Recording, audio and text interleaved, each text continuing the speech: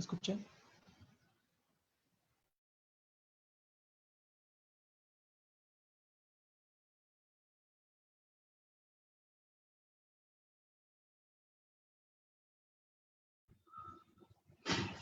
Hola, muy buenas noches a todas y a todos. Esto es La Neta con Alan y Lisa Carmona. Yo paso a retirarme. Nada más venía aquí a saludarlos y a que no me extrañaran esta noche. Y pues paso a retirarme. Los dejo siempre con Lisa y con Alan. Disfruten muchísimo este programa. Y bueno, les cedo la palabra a los conductores del día de hoy. Bonita noche, chicos. Hola, hola, muy buenas noches a todas y a todos. Ya me parezco a Jimena, la verdad me gusta mucho cómo presenta estos programas, así que me voy a robar esa presentación. Estamos muy contentos de estar otro jueves con ustedes. Me encuentro hoy con mi querida amiga Lisa Carmona. ¿Cómo estás, bebé?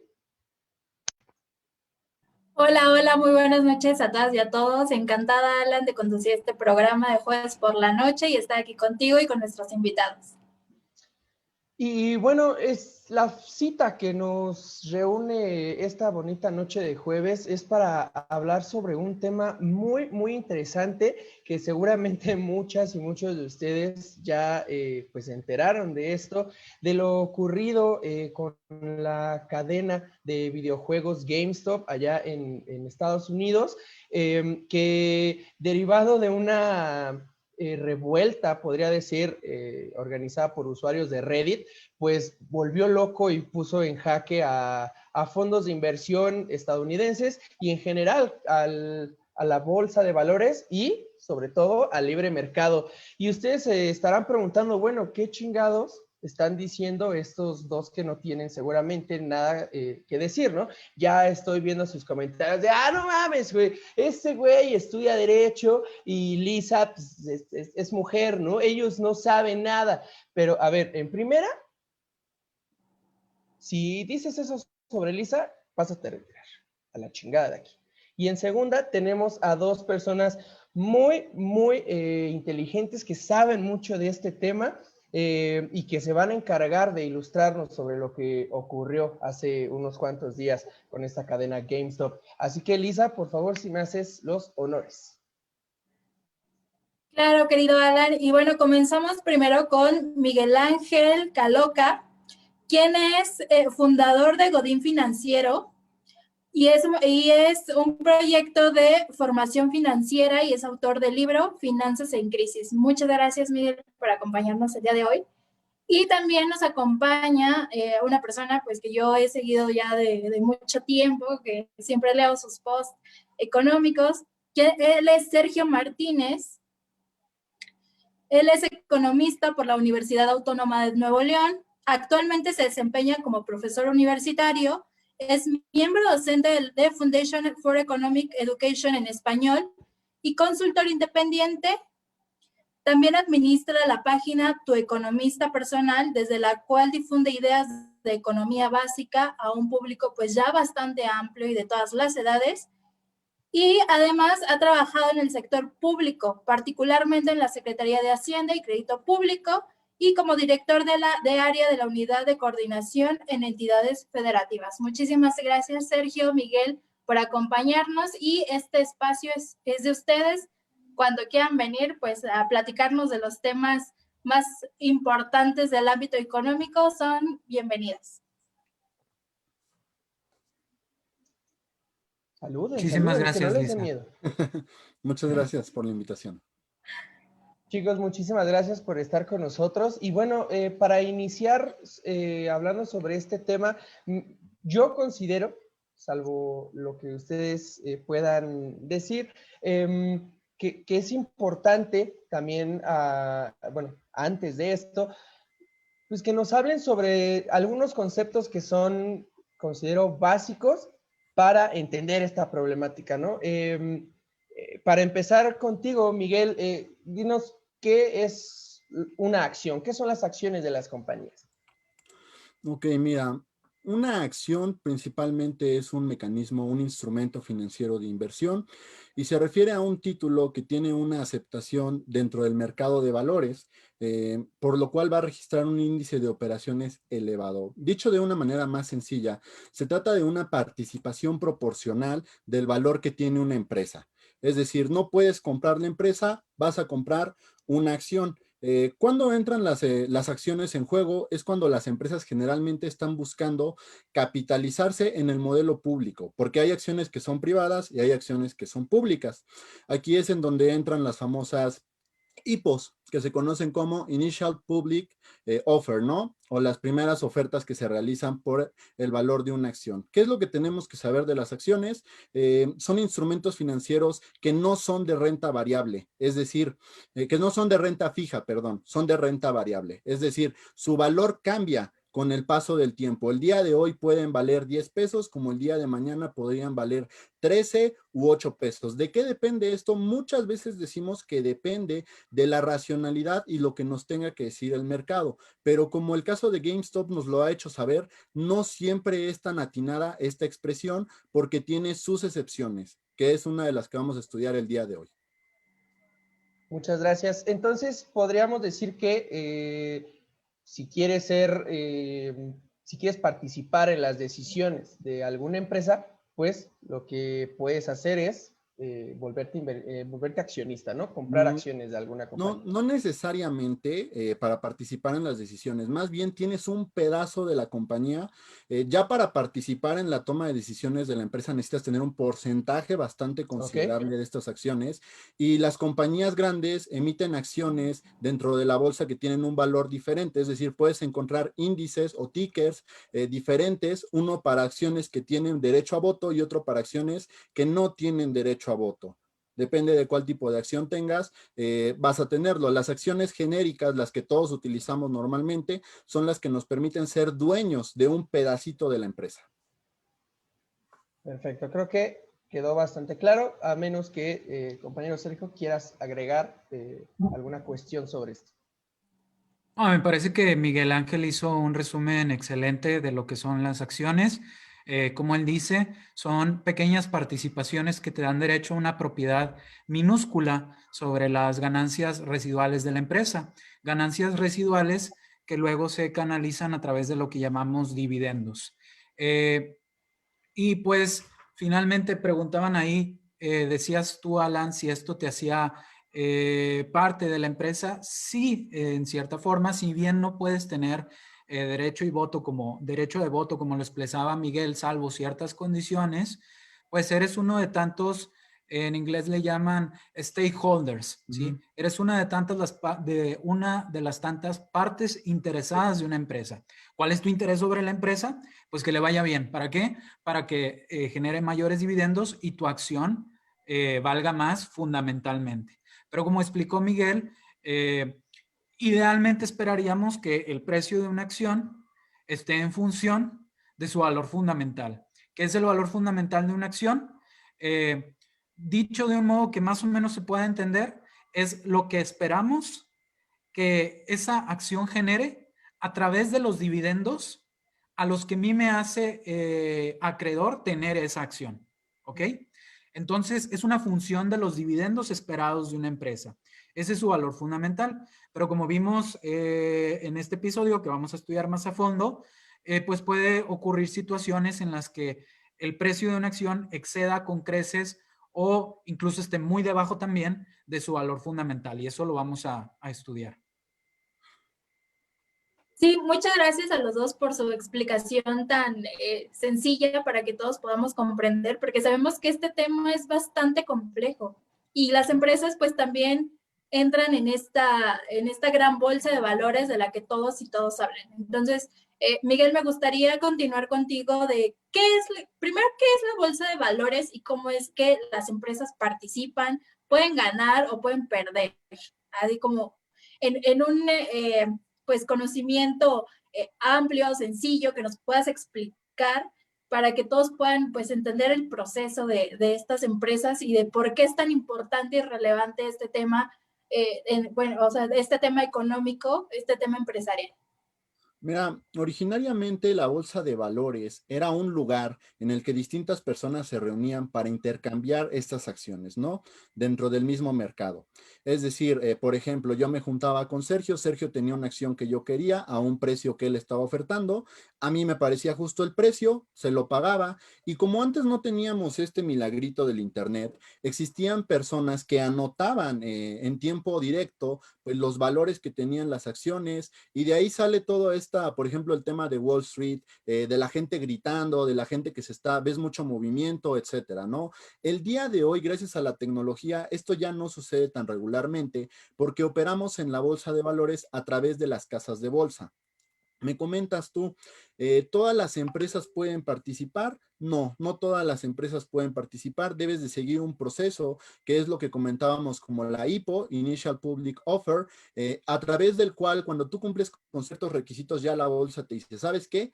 Éntrale. ¿Cuál es el principal problema que tú enfrentas como emprendedor? O sea, cuando tú inicias una oferta pública inicial, generalmente lo que quieres hacer es obtener capital, es capitalizarte. O sea, ya no tienes fuentes de capitalizarte de manera individual y dices, ¿sabes qué? Necesito dinero, pues me voy a lanzar al público. Aquí se crea una cuestión interesante porque los inversionistas quieren ganar dinero y tú como emprendedor a veces quieres crecer y eso implica ciertos riesgos y es una discrepancia que existe muchas veces. No vamos a verla el día de hoy, pero vale la pena mencionarla porque muchas veces es algo que no se entiende, ¿no? Hacia dónde quiere el emprendedor y hacia dónde quiere el inversionista a veces no van hacia el mismo camino. Pero básicamente la bolsa de valores es lo que nos permite, como lo mencionábamos anteriormente, operar con estas acciones. Gracias, Miguel. Ahora, Sergio, me gustaría que nos hablaras un poquito sobre los fondos de inversión. Creo que estos fondos tienen un papel o juegan un papel sumamente importante en el caso de que vamos a hablar hoy. Así que, pues para irnos preparando, ¿qué es un fondo de inversión? Bueno, mira, te lo puedo explicar de la manera más sucinta posible. Un fondo de inversión es una organización, es una institución que agrupa o reúne los fondos de distintos inversionistas de distinta naturaleza, con el propósito de canalizar esos fondos hacia distintos instrumentos financieros. Es decir, con el propósito de jalar recursos de personas que tienen fondos y los quieren invertir hacia diversos instrumentos financieros. Entonces vamos a ver hoy en este programa cómo hubo muchos fondos de inversión que estaban tomando posiciones en corto, y eso lo vamos a explicar después, a cargo del patrimonio de las personas que constituían ese fondo de inversión. Y razón por la cual, como voy a explicar después, que es en lo que consiste tomar una posición en corto, razón por la cual estos fondos llegaron a experimentar muchas pérdidas. Pero así, de forma muy sucinta, antes de seguirme, de forma muy, muy sucinta, los fondos de inversión son intermediarios. Intermediarios entre personas que desean invertir en instrumentos financieros y los instrumentos financieros que están a la oferta para que otros inversionistas puedan invertir en ellos. Gracias, Sergio. Y bueno, creo que ahorita queda ya hablar sobre esta práctica tan problemática, diría yo, que es el short selling, ¿no? La venta en corto de acciones. ¿Qué carajos es el short selling? Oh. Ok. ¿Me toca a mí? Con Miguel, Sergio, por favor. Ok, sí. Mira, el short selling de hecho se llama venta en corto porque cuando la realiza el inversionista está corto de acciones. Se trata de un contrato a través del cual normalmente cuando tú operas en la bolsa, tú aspiras a que una compañía suba su valor. O sea, eso es la parte general, la que normalmente hacemos todos los inversionistas, ¿no? Los principiantes, etcétera.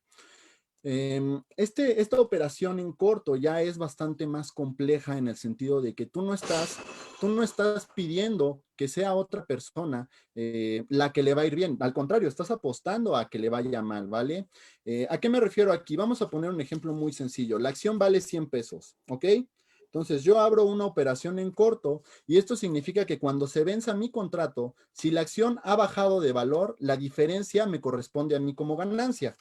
Es decir, si la acción vale 50 pesos, yo me gané 50 pesitos, ¿ok? ¿Cuál es el problema de este tipo de operaciones? Y es lo que se está demostrando el día de hoy. Te ponen en una situación de asimetría negativa, donde tienes más que perder que por ganar.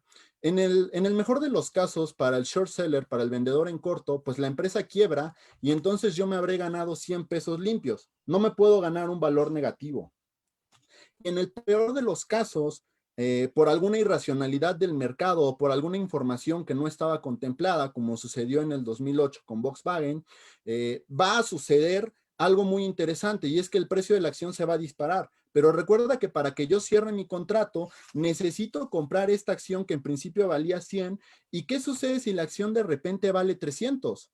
Perdí 200 pesos, ¿vale? O sea, eso es el ABC, me he puesto muy sencillo de lo que es una operación en corto.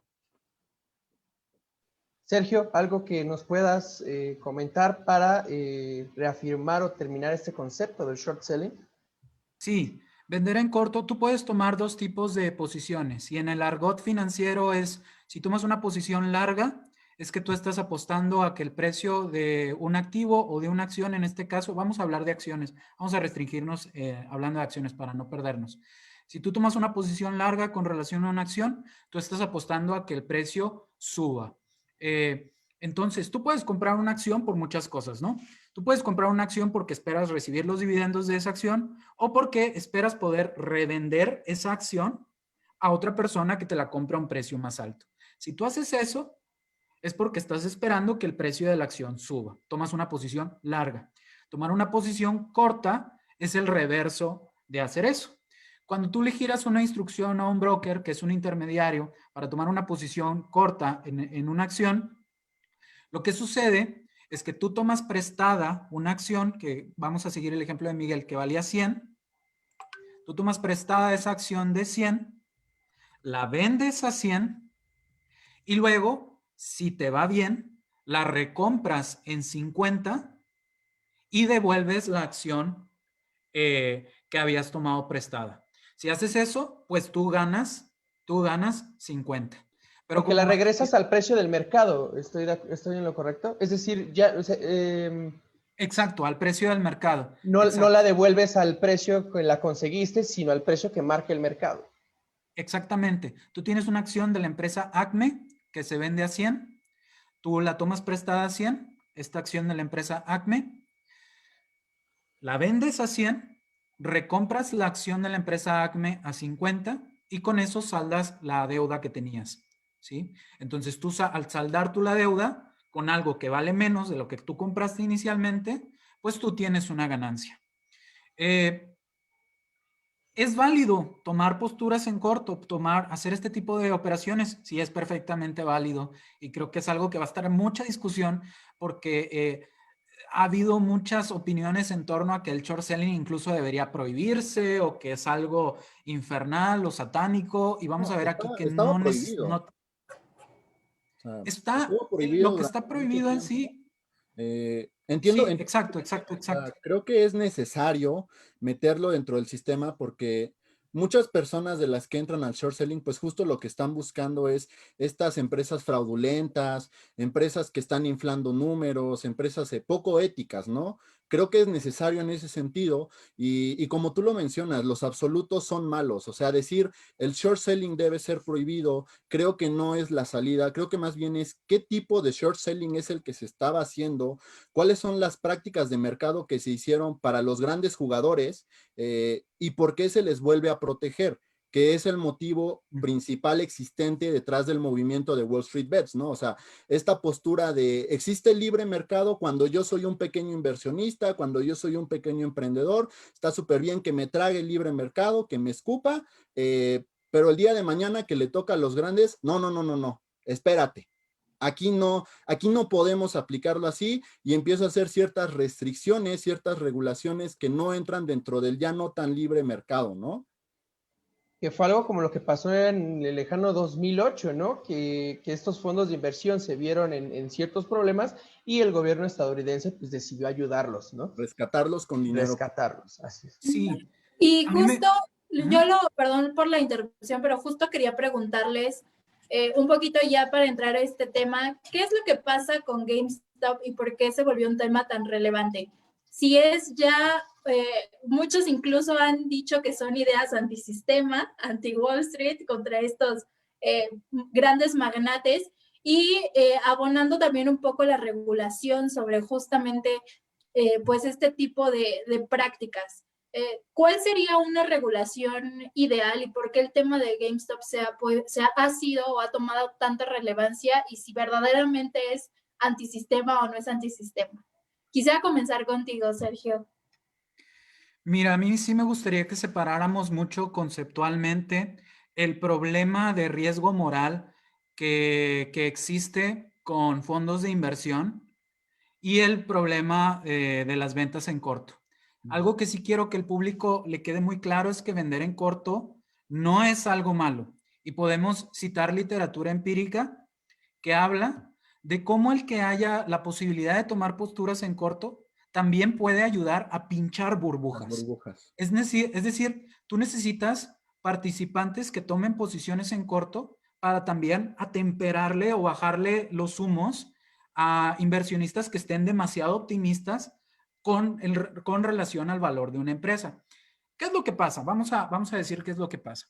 GameStop, como muchas otras empresas sacudidas por la pandemia, pues le estaba yendo no muy bien, ¿sí? Ya muchos consumidores de videojuegos, pues descargan copias de forma digital o compran a través de Amazon o compran a través de otros medios y no tanto de GameStop. A GameStop ya le estaba yendo un poquito mal. ¿Qué pasa?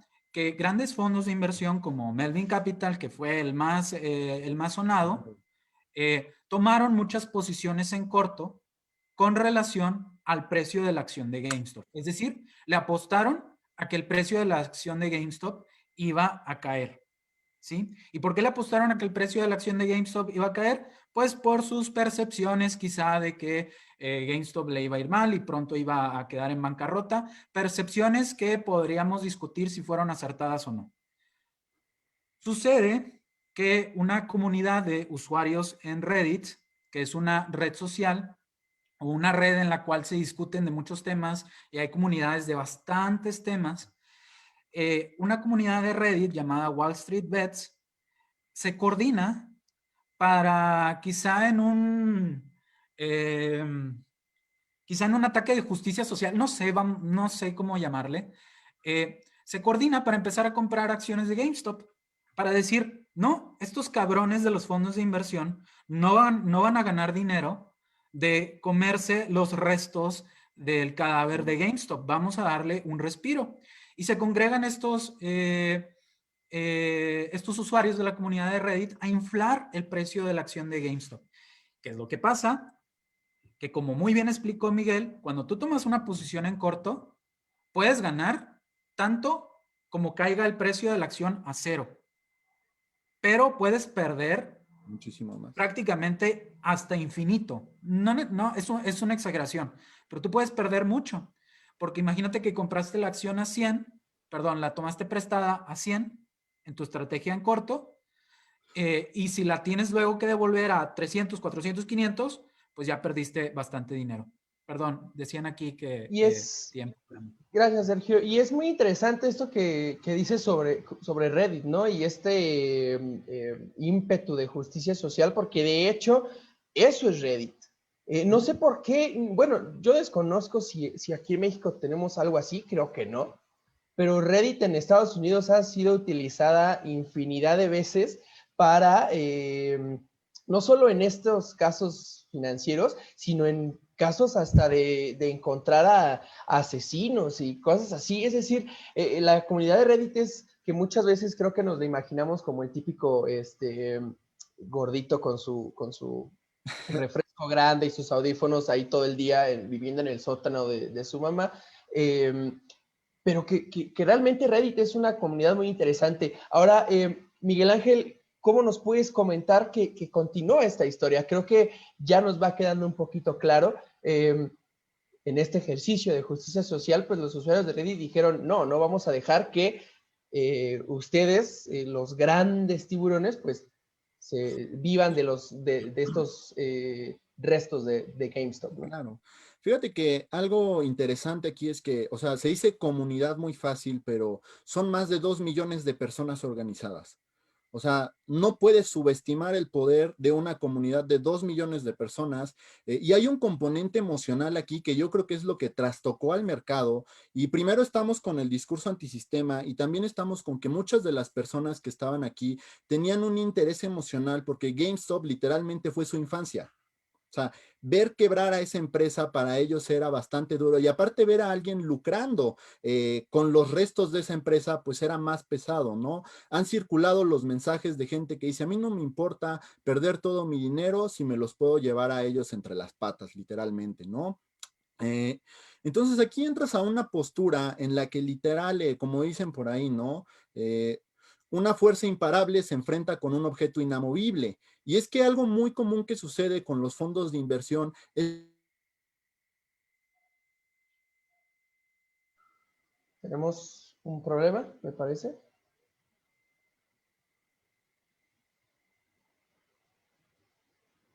No, me parece que tenemos unos...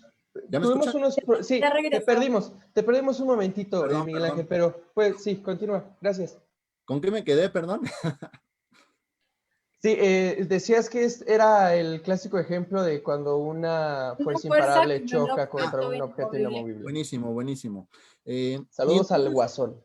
entonces aquí lo que tenemos literalmente es que la gente se puso en una postura de yo no voy a vender. ¿Y qué sucede cuando tú no vendes? Yo les había dicho, Sergio me ofrece una acción en 16, yo la tomo y se acabó, ¿no? ¿El precio de la acción cuál es? Pues es de 16. ¿Qué pasa si yo le ofrezco a Sergio, le digo, oye, Sergio, te doy 16 por tu acción y él me dice, no, pero yo necesito esa acción porque la tengo que comprar, no es parte de mi contrato. Si nadie me está vendiendo la acción, ¿qué es lo que voy a tener que hacer? Voy a tener que empezar a subir el precio que estoy ofertando y eso me va a afectar dentro de mis ventas en corto. O sea, esta es la lógica que existe detrás del movimiento. ¿Qué fue lo que sucedió? De pronto se hizo viral el hecho de que pues las acciones de GameStop y de AMC, que es una cadena de cines, habían subido muchísimo afectando las posiciones en corto de los fondos. Y aquí el principal resentimiento creo que es el hecho de que, como lo mencionaba también este Sergio al darnos la definición de fondos de inversión, manejan capitales increíblemente grandes. O sea, tan grandes que en el momento que ellos hacen un movimiento, generalmente el mercado reacciona siguiendo la tendencia que ellos están marcando. Y la postura moral que existe detrás del análisis de este caso es, ¿por qué cuando nosotros lo hacemos de manera organizada es ilegal o es inmoral? Y cuando ellos lo hacen todos los días, debido a su tamaño, que es justo el problema de siempre, ¿no? O sea, son demasiado grandes para caer, demasiado grandes para ser regulados, demasiado grandes para que se les apliquen las reglas, porque aquí es donde viene lo interesante. Estaba la organización, estaba todo, y de pronto, comenzando este tema de que se vuelve viral, pues más gente sale a comprar acciones, se vuelve a hacer otro pico más grande, y de pronto los brokers empiezan a decir, oye, ¿qué crees? Ya no puedes comprar esta acción. Sí puedes venderla, pero no puedes comprar esta acción. Aquí el caso más sonado fue Robinhood, pero por ejemplo, también aquí en México tuvimos algunos temas con GBM Home Broker y con Flink, que es una fintech, que dijeron, vamos a restringir las ventas que se están haciendo de estas acciones, excusándose en el hecho de que querían proteger al usuario, ¿no? La realidad, y creo que la percepción que muchos de nosotros tuvimos de esto fue, no quieres proteger al usuario, quieres proteger a los grandes jugadores, que en realidad son tus clientes pues más fieles, ¿no? Son los que más te dejan. Nosotros como pequeño usuario pues somos una cláusula residual. Y aquí fue donde ya se prendieron todos los humos, empezó la discusión y el fenómeno se hizo pues realmente viral.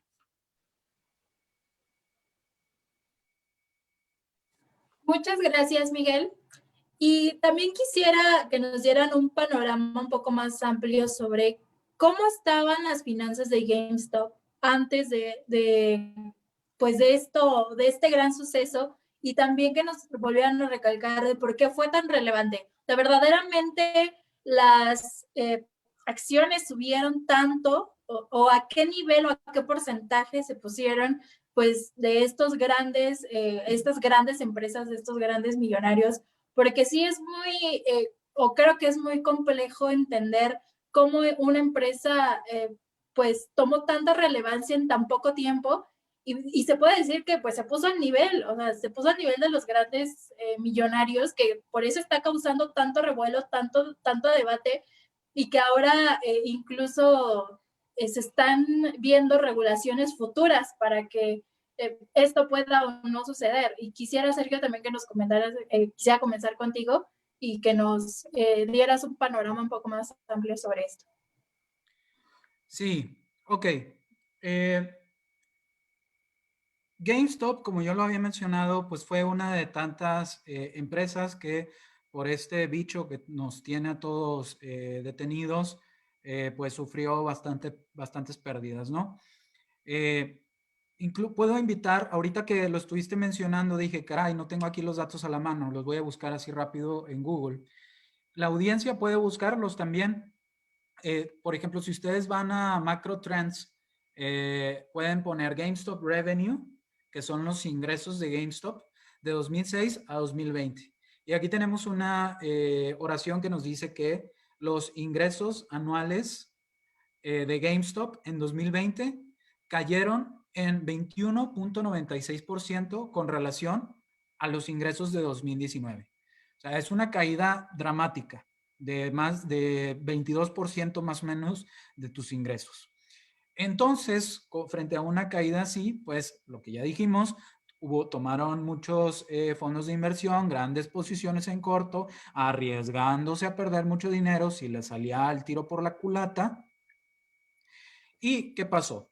La comunidad de Reddit empieza a comprar acciones de GameStop, algo completamente legítimo, sube el precio de las acciones de GameStop y estos fondos de inversión empiezan a experimentar grandes pérdidas. Ahora, ¿qué pasa? Fíjate, hay algo aquí bien interesante, que ocurre un fenómeno que le llamamos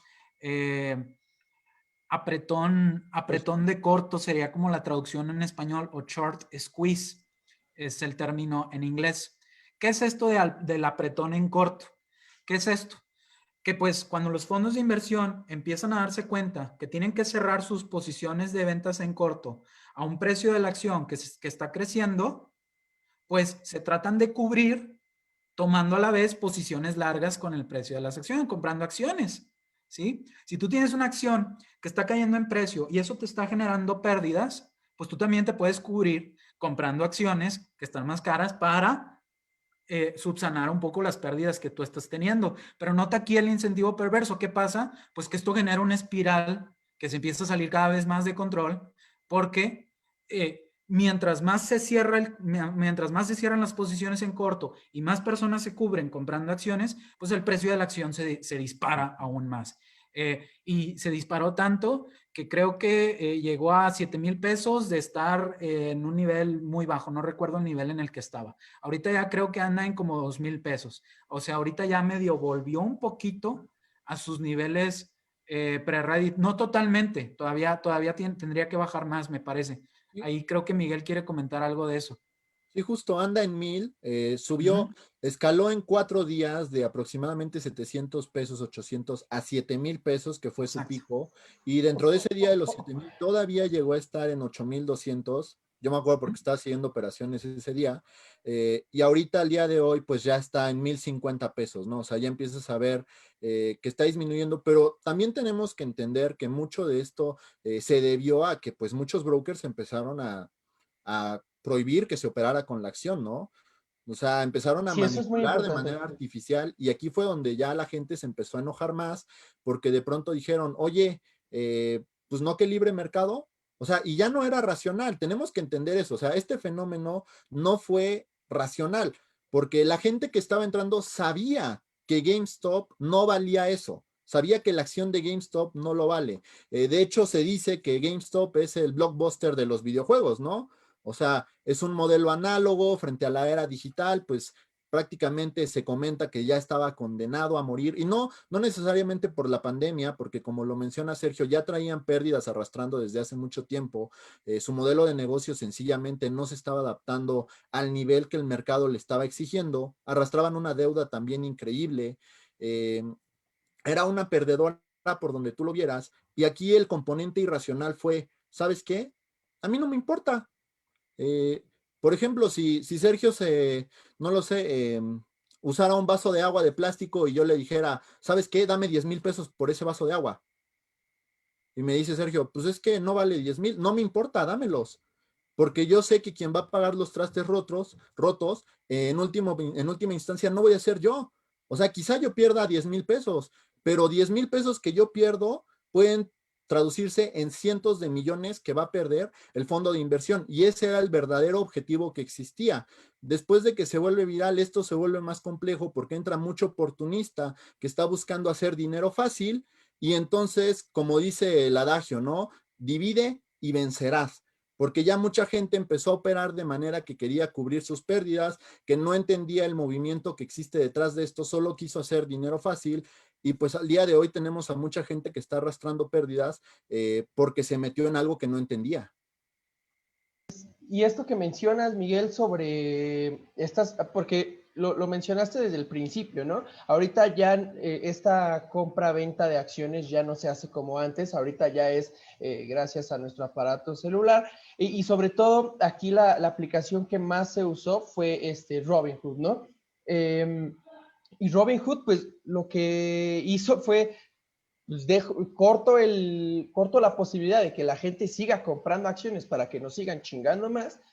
Y esto es cuando inclusive, o sea, figuras muy importantes en el mundo financiero y de los videojuegos en Estados Unidos salieron a decir, bueno, ¿de qué se trata esto, no? ¿De qué se trata? ¿Dónde está este libre mercado? Ahora, Sergio, me gustaría que nos hablaras ya pues entrando un poco a esta etapa final del episodio, pues ¿cuáles fueron las consecuencias?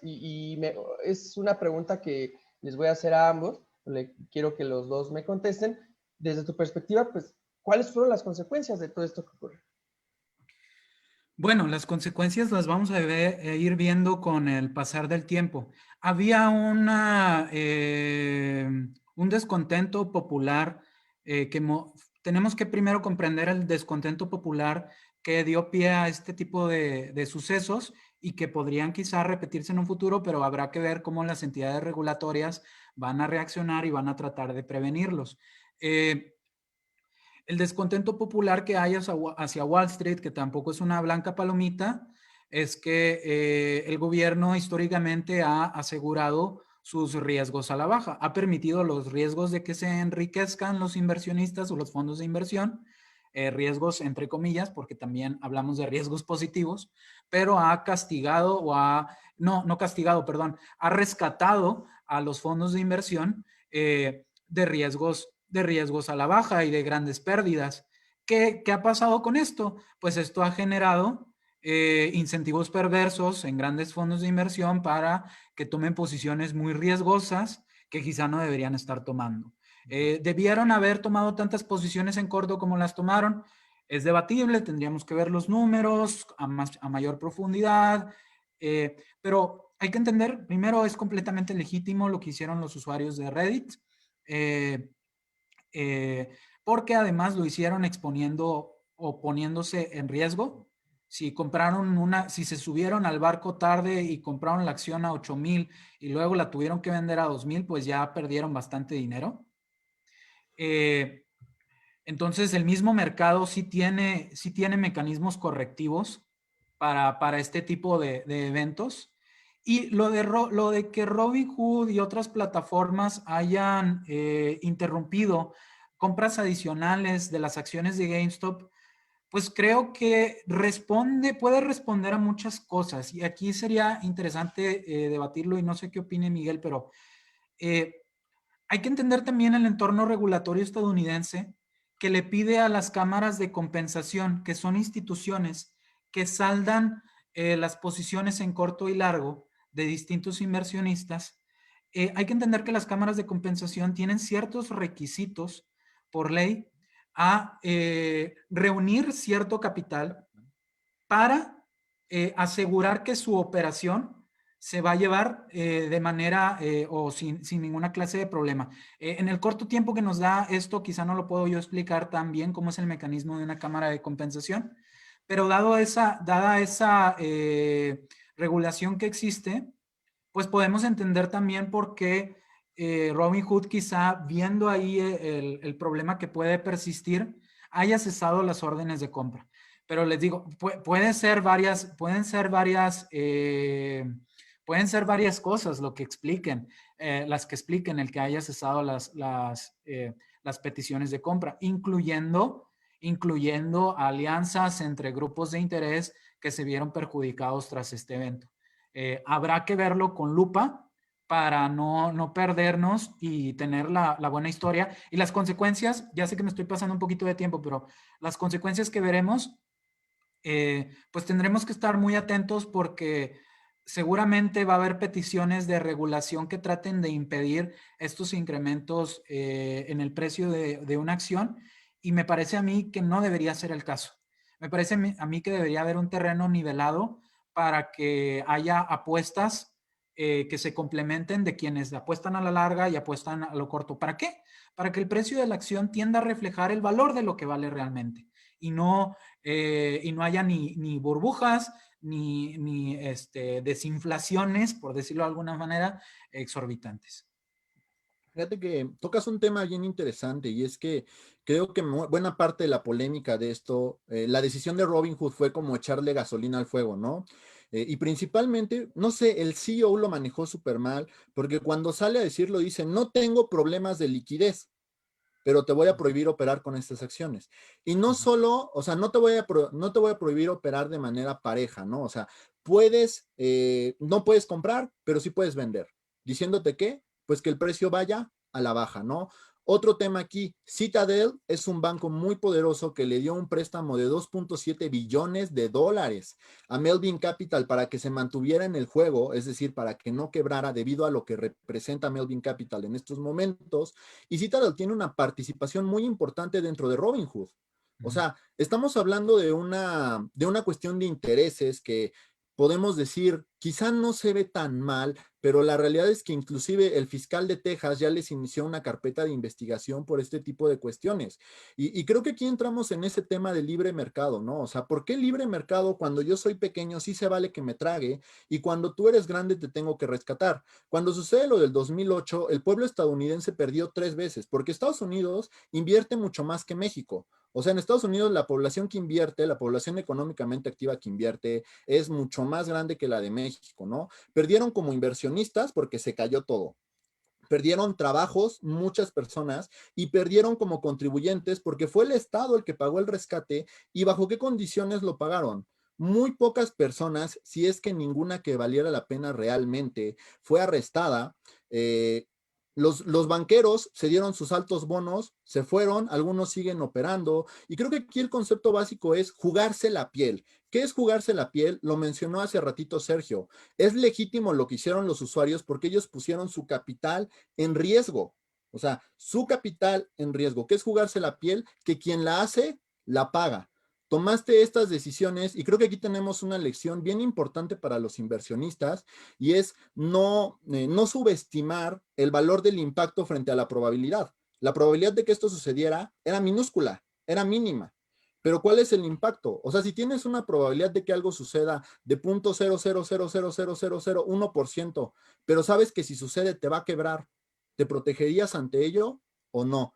Creo que esa es una de las preguntas más importantes que tenemos que hacer como inversionistas nosotros. Y otra consecuencia que vamos a ver es que ya hay muchos movimientos réplica que están intentando comenzar a hacer esto. Y justamente el lunes, por ejemplo, se dio algo dentro del mundo de las criptomonedas, que es el Ripple Pump and Dump, que es diferente de un short squeeze, pero lo que se buscaba era igual, inflar el valor de un criptoactivo. Mucha gente entró tarde y creo que aquí les dejo un consejo y es, la pesca es mejor donde pescan poquitos.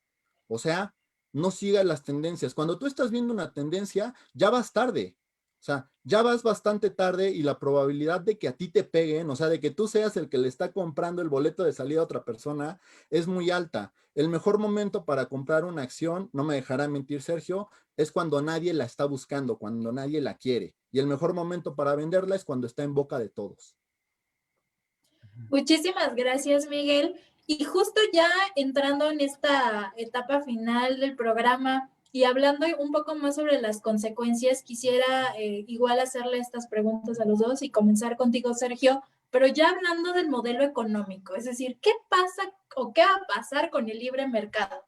¿No? En términos generales, es decir, el Estado va a tener que intervenir más en la regulación, en la toma de decisiones, las empresas se van a tener que sentar a negociar pues con las cámaras, se van a autorregular, es decir, ¿qué va a pasar con este gran modelo económico? ¿Es el principio del fin? ¿Se va a ver un cambio pues no tan radical, pero sí perceptible como el libre mercado, como lo conocemos ahora? No, no es Es el decir, ¿qué es principio, lo no es, que sigue? sí, sí. No, me parece muy agresivo decir que es el principio del fin de algo. No. Lo que va a pasar lo tenemos que ver y es de mera naturaleza especulativa lo que podemos decir a este momento. Y solo podemos aventurar varias conjeturas. Como tal, el libre mercado pues ya ha sufrido sacudidas desde antes. La sacudida viene desde antes. Y el problema de que la sacudida haya venido desde antes es que dio pie a este tipo de eventos, ¿sí? ¿Qué sería libre mercado? Pues que el gobierno no entrara a rescatar a nadie cuando le va mal o cuando tiene pérdidas. Y esto lamentablemente pues no ha existido en Estados Unidos en el mercado bursátil. Y eh, una película que deberían ver todos los que nos están escuchando es la película de La Gran Apuesta. Tiene algunas cosas que a mí no me gustan tanto, pero es muy bonita porque precisamente muestra a los vendedores en corto como héroes que fueron contra la marea y especularon contra el mercado inmobiliario cuando todos estaban encima. Es donde Y sale uno de Ryan los... Gosling, ¿no? Sí, Sí. exacto, sale Ryan Qué hombre Gosling, tan hermoso. Christian Sí. Bale, Margot Robbie también ocasionalmente. sí, sí, exacto. Salen ahí muchos actores muy buenos. Christian Bale interpretando un gran inversionista que también tenía acciones de GameStop, Michael Burry. Sí. Y uno de los personajes, ya no recuerdo muy bien qué es, cómo se llamaba este personaje en la vida real, pero lo interpreta Steve Carell. Está todo deprimido al final de la película, que acuérdense, se sitúa durante la crisis financiera de 2008 y 2009. Está del todo deprimido porque dice, ya sabemos lo que va a pasar. Lo que va a pasar es que todos estos ingratos que tomaron estos riesgos y que no calcularon bien las cosas y que generaron un montón de pérdidas, van a ser rescatados por dinero de los contribuyentes. Todo eso se vuelve caldo de cultivo para que aparezcan este tipo de movimientos que rechazan todo lo que hace Wall Street. Y eso también es potencialmente negativo. Hay mucha gente que está diciendo, es que las ventas en corto son algo malo, es que hay que prohibirlas porque no son inversión. No, no hay que prohibirlas. Hay que ver qué riesgos conllevan. Hay prácticas de short selling que por ley no están aceptadas, que es como el naked short selling, el short selling al descubierto o las ventas en corto al descubierto son ilegales y hay quien dice que se realizaron durante esto de GameStop. Habría que verlo. Entonces, ¿qué es lo que tiene que pasar? Pues tiene que empezar a haber un debate de por qué la gente está enojada y de por qué la comunidad de Reddit se enoja y reacciona como lo hace. Tiene que empezar a haber ese debate porque en ausencia de ese debate, lo que podríamos ver es un entorno todavía más regulatorio, pero regulatorio que proteja a los grandes jugadores de pérdidas o de sacudidas de este tipo y que empeore entonces la asignación de recursos en una economía, lo cual nos empobrece a todos finalmente. Pero vamos a tener que estar bien atentos a las propuestas de regulación que empiezan a surgir, que sin duda vamos a escuchar, porque si de algo hacen su agosto los legisladores es de estar pensando qué nuevas cosas pueden regular de alguna forma. Ahora, retomando el comentario de Sergio, bueno, primero es Mark Baum, el que está interpretado. Exacto, a él. Gracias. Y yo comparto justo la visión que tiene él. Creo que esto que dice Sergio y que yo le he estado diciendo de demasiado grande para caer es algo que el filósofo matemático Nassim Taleb conoce como captura del regulador. Y es decir, ¿qué es lo que hacen estos grandes bancos, estos grandes fondos de inversión? Dicen, ay, ¿sabes qué? La verdad es que tengo muchísimos empleados, así que quiébrame, a ver cómo te va. Y entonces tenemos un incentivo político, más bien un desincentivo político a través del cual, pues, la persona en turno que los va a quebrar sabe que las personas que queden desempleadas lo van a culpar a él cuando en realidad, pues es asunto del empleador, ¿no? Es asunto del fondo de quien no gestionó. Creo que aquí tenemos un efecto bien interesante y es que de verdad, díganme ingenuo, pero quiero pensar que ya van a tomarse con mayor seriedad la gestión de riesgos, pues todos estos fondos, porque saben que hay un grupo que los está acechando, pero al mismo tiempo tenemos el mismo tema del problema de la escala, y es que cuando algo crece, se vuelve más complejo administrarlo. No es lo mismo el grupo de Wall Street Bets cuando solamente eran 2 millones y no llamaban la atención de nadie. Ahora que ya son más de 10 millones, no sabes cuántos oportunistas están ahí, porque este es el tema, ¿no? O sea, ya no hay gente de la causa, ya tienes a gente que va a estar buscando sacar dinero fácil y eso va a estar jugándote en contra, se vuelve más complejo. Esto que sucedió con Wall Street Bets es otro evento que también Nassim Taleb conoce como del cisne negro, ¿no? ¿Cuáles son los 3 elementos para que ocurra un cisne negro? Estadísticamente es improbable. Una vez que sucede, su impacto socioeconómico es gigantesco y lo explicamos en retrospectiva, que es lo que estamos haciendo el día de hoy, ¿no? Estamos diciendo porque era obvio que iba a suceder, pero antes de que sucediera, nadie hablaba de que esto podría haber sucedido. Y el hecho de que haya sido un cisne negro nos dice que es muy difícil que vuelva a ocurrir, porque ya todo el mundo tiene los ojos puestos ahí, los reguladores ya entraron, o sea, hay un fuerte rumor de que la agencia de valores estadounidense ya anda buscando y revisando. También aquí hay un tema bien chistoso y es que estos grandes fondos siempre han estado diciendo, desregúlame, ¿no? O sea, libre mercado, libre mercado. Y ahorita que sucedió esto, fueron los primeros que fueron corriendo a decir, oigan, oigan, oigan, necesitamos regular, ¿no? O sea, como que aquí nos faltaron unos renglones. Y aquí el tema, creo que es este resentimiento que nos marca Sergio, es lo que volvió al mercado irracional al punto en el que están ahorita. O sea, yo decía que es una simetría negativa porque, digo, vamos a ponernos en la posición. Yo compré de eso porque estoy de acuerdo con los ideales del movimiento y vamos a ver, o sea, si yo pierdo mi dinero, ¿qué es lo que sucedería en el peor de los casos? Vivo en la casa de mis padres. ¿Qué me puede pasar? O sea, creo que eso es una asimetría negativa más clara que nunca, ¿no? O sea, me encanta esta frase que dice, la única persona más peligrosa que un hombre con todos los recursos del mundo es aquella que no tiene nada que perder. O sea, cierro con esa conclusión, creo que estamos en esa posición, se vienen unas semanas bien interesantes, muy probablemente vaya a haber otros esquemas de este tipo que sirvan como válvulas de presión en el que caiga más gente y pierda dinero y entonces este tipo de movimiento termine perdiendo el interés del público inversionista. Es aventurado, pero la realidad es que si se trata de un evento de tipo cisne negro, es muy poco probable que se vuelva a repetir. Y más ahorita que ya están avisados los grandes fondos que van detrás de ellos. Muchísimas gracias a ambos. A mí me asusta el hecho de que inclusive con este tipo de situaciones de escándalos no se vea a la regulación del mercado como como una posible solución. Obviamente, tal vez, tal vez no irnos hasta el extremo, tal vez todos los extremos son malos, pero sí el hecho de que no se le pierda tanta confianza al libre mercado y que todavía al libre mercado se le siga teniendo en este altar en el que se le ha puesto durante los últimos 30, 40 años, sí me preocupa. Lisa. Sí, no, es totalmente sorprendente el cómo se juega en estas prácticas y en estas inversiones y cómo pues las empresas pueden perder todo o ganar mucho, ¿no? Acaparar o perderlo totalmente cuando pues el mercado no está totalmente regulado y cuando hay prácticas pues que no sabemos, como ya lo había mencionado Miguel, si vienen de parte de personas que son oportunistas o que verdaderamente están detrás de una causa, ¿no? Entonces también ahí todavía hay muchísimo debate, tanto ideológico como también pues del modelo económico mismo. Yo ahí dejaría mi conclusión. Me gustó muchísimo la plática. Chicos, muchísimas gracias por estar con nosotros y explicarnos todo este desmadre que ocurrió y que, como bien dice Miguel Ángel, continúa y que habrá que seguir monitoreando porque se vienen, como bien lo dijo, semanas interesantes. Muchísimas gracias, Sergio. Muchísimas gracias, Miguel. Lisa, muchísimas gracias. Y gracias a todas y a todos los que se quedaron con nosotros esta bonita noche. Nos veremos el próximo miércoles. Recuerden, esto es La Neta con solamente por Sin Reservas MX. Bonita noche, adiós. Adiós, gracias. Hasta luego, gracias.